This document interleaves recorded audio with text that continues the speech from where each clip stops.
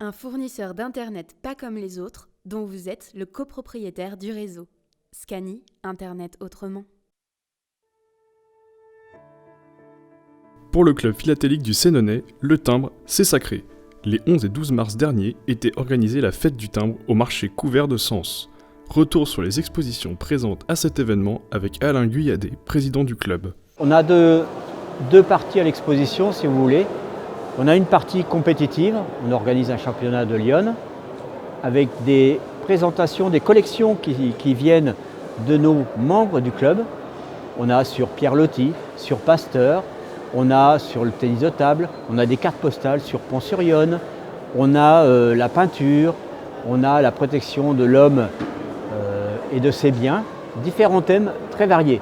Et on a une autre partie qui est de ce côté-là.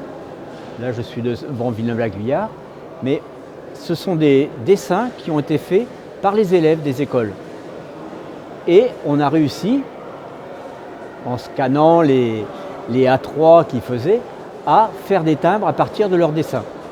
Et faire, comme vous pouvez le voir ici, des livrets avec les timbres. Ce sont les timbres dessinés par les élèves des écoles où on a été, à Villeneuve-la-Guyard, à Cuy, à Pont-sur-Yonne et à Sens, et à Nimaret-Négron qui ont fait leur dessin au premier.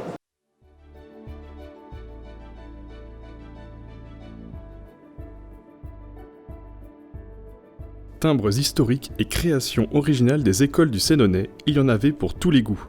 Mais depuis combien de temps cette manifestation a-t-elle lieu et dans quel but ? La fête du timbre, c'est une manifestation qui existe depuis très longtemps, tous les ans, en partenariat avec la Poste. La fédération philatélique organise cette manifestation pour faire connaître le timbre avec des thèmes qui changent régulièrement.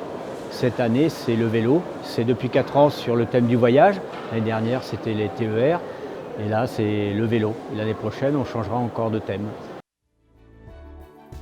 Si vous n'avez pas eu la chance de vous rendre à la fête du timbre, rendez-vous l'année prochaine à Sens pour une nouvelle édition.